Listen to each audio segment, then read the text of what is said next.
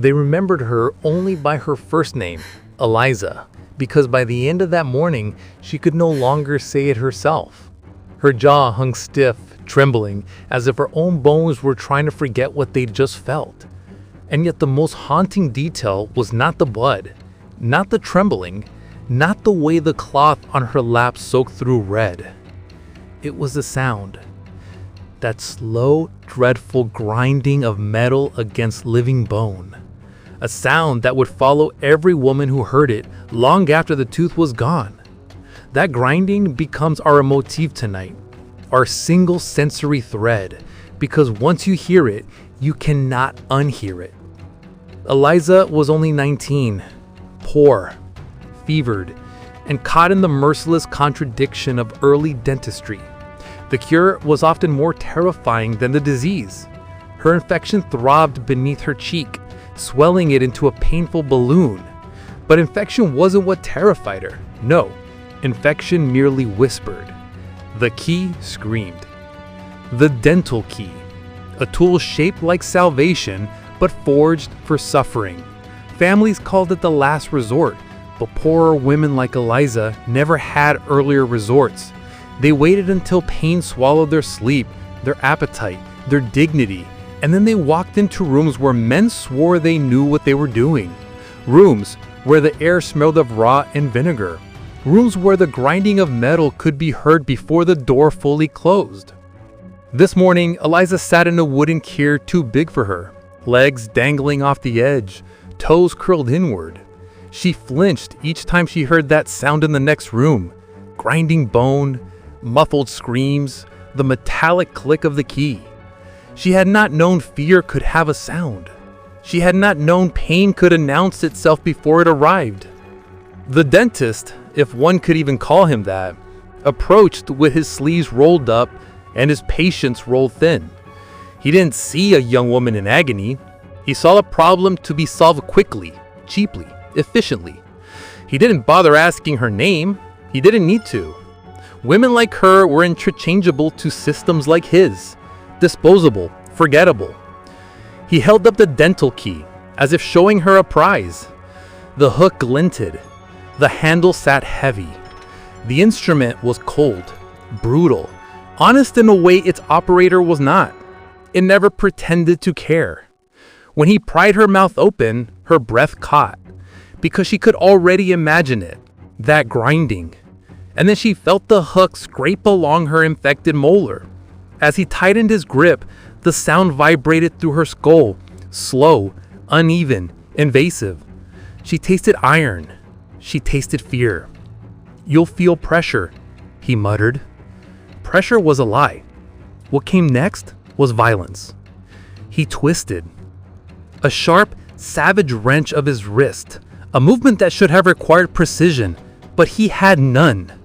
The tool slipped, the hook ripped sideways, and that sound, the grinding, became a scream inside her bones.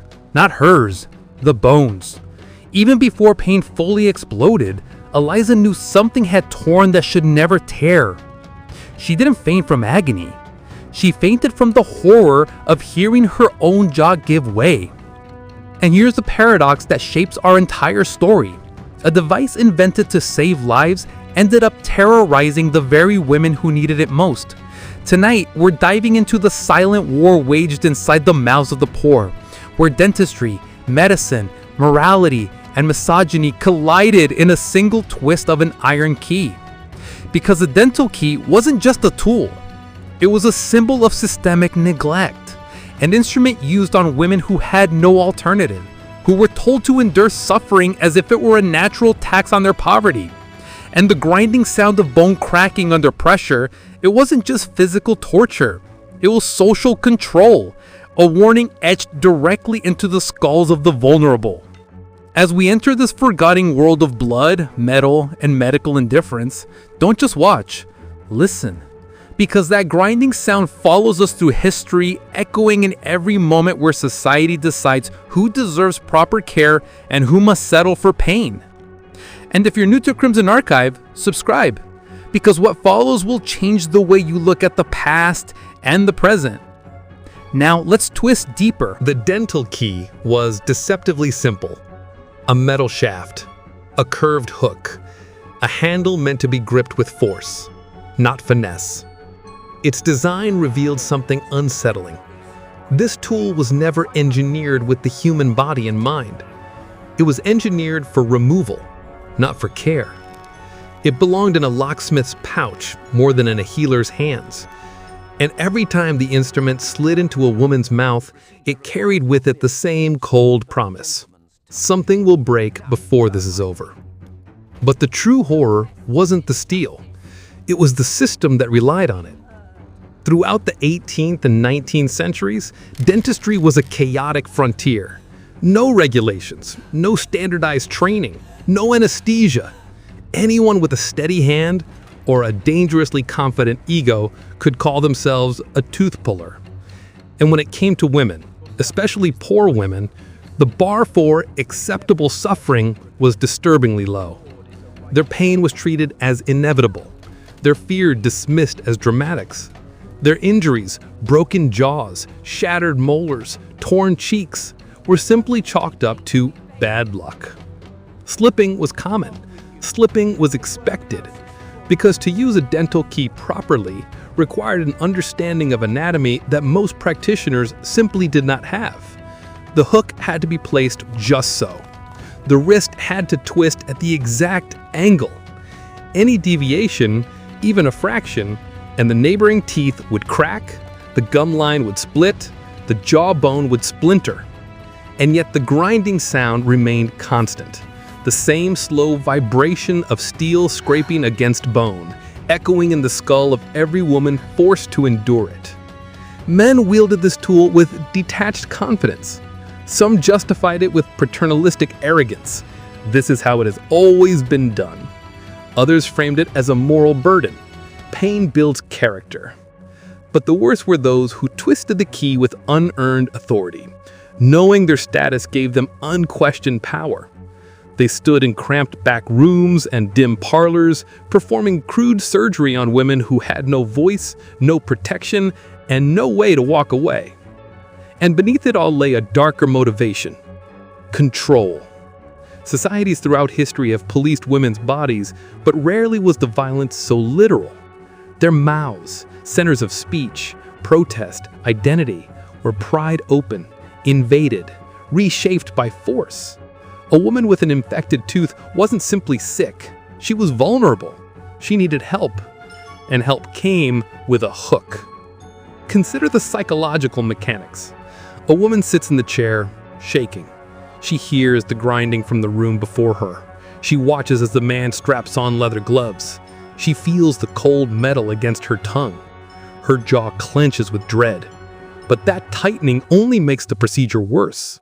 She wants to speak, ask him to wait, to be gentle, to stop. But the moment she opens her mouth, the hook enters. Her voice becomes inaccessible. Her fear becomes invisible. This wasn't medicine. It was compliance training disguised as treatment. Even religious rhetoric played its part. Clergymen insisted that pain was purification. Women especially were told that suffering was their divine inheritance, a test of moral fortitude. So when the dental key tore apart their jawlines, many believed it was simply the world working as intended. And still, always that sound, the grinding, the slow, sickening vibration of steel twisting where it should never twist. A sound that silenced objections before they could form. Because while the dental key removed teeth, it also removed dignity, hope, agency. It reminded women of their place in a world that did not value their comfort or safety. And the men who wielded it, knowingly or not, became gatekeepers of suffering. Yet buried beneath archives and forgotten records lies the truth. It wasn't the instrument that caused the most damage. It was the motive behind its use. Neglect, arrogance, systemic cruelty. Tools can be redesigned, but systems built on disregard for women's pain? Those take centuries to uproot. And the worst part, the part that history tried to bury, is coming next. Eliza did not die that morning, but the infection, now worsened by the botched extraction, stole half her face over the next weeks. Her jaw healed crooked, her speech slurred, her smile, what little remained, was a tight, painful tremor. And yet her story was not unique. Thousands of women across Europe and America lived with similar disfigurements, their injuries tucked away beneath shawls in quiet shame. They were the living aftermath of a tool that tore through more than bone. Communities whispered about the dangers, but whispering changed nothing, because the grinding sound of the dental key had woven itself into the fabric of daily life.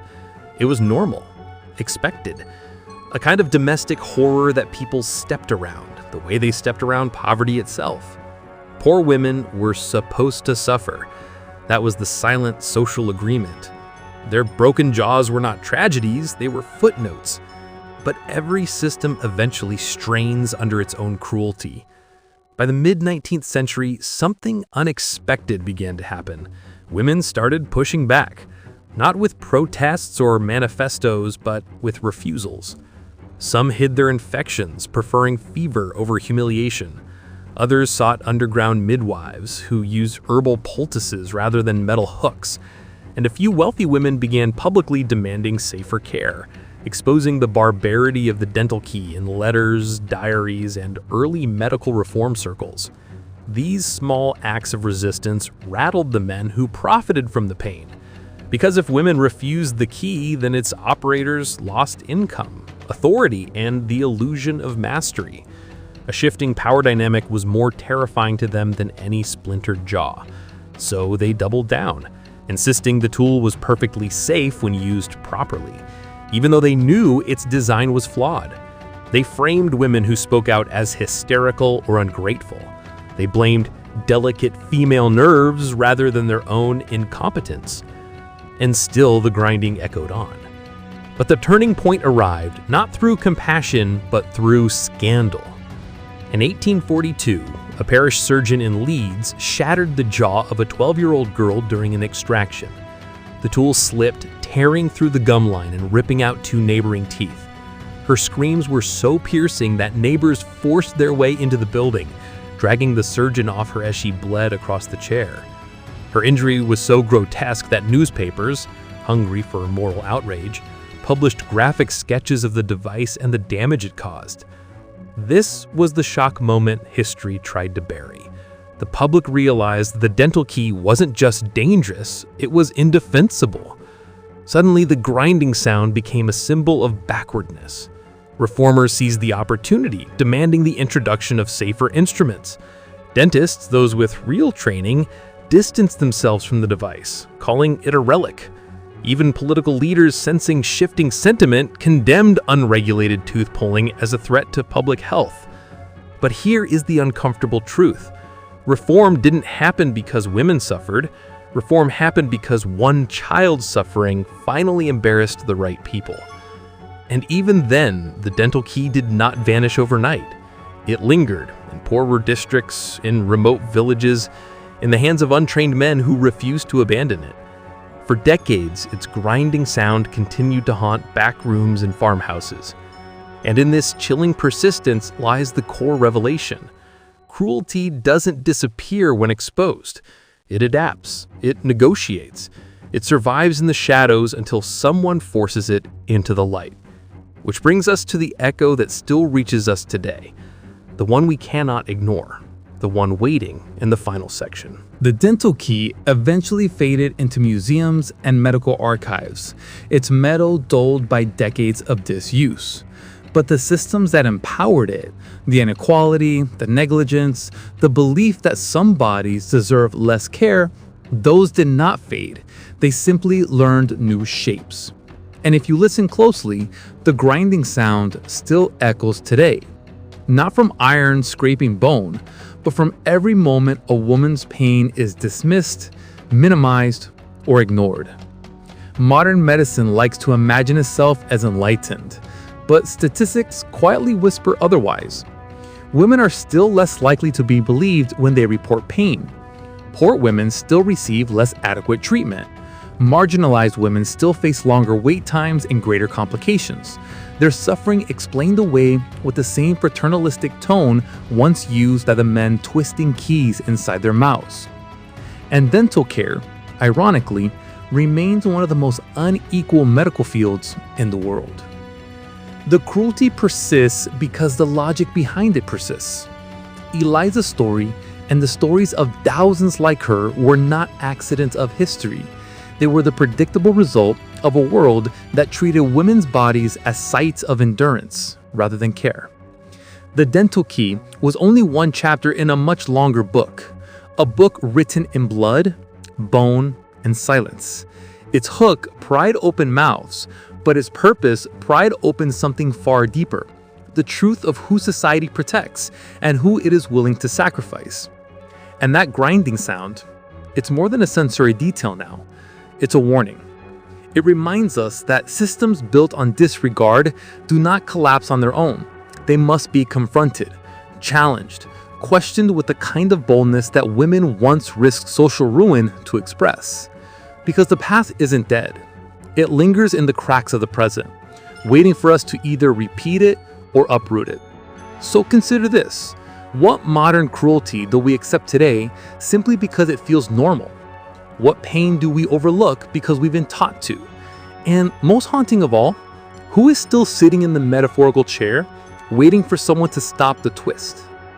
These questions matter because history's greatest horrors rarely happen suddenly. They happen slowly, quietly, under the guise of necessity. They happen when no one listens to the grinding.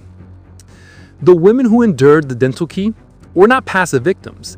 They were survivors navigating a world determined to minimize their agony. Their stories remind us that suffering becomes history only when someone insists on documenting it, only when someone refuses to let the silence win. As this episode closes, let that sound follow you, not as dread, but as vigilance, a reminder to question what others accept, to protect those who are unheard, to see the invisible. Because the most dangerous tools in history were not forged from iron, they were forged from indifference. Thank you for stepping into this investigation with us, for listening to what the archives tried to let fade. If you haven't already, subscribe to Crimson Archive, where we expose the forgotten cruelties, unravel the hidden systems, and bring the past's darkest truths into the light. And until next time, keep listening for the sounds history hoped you'd ignore.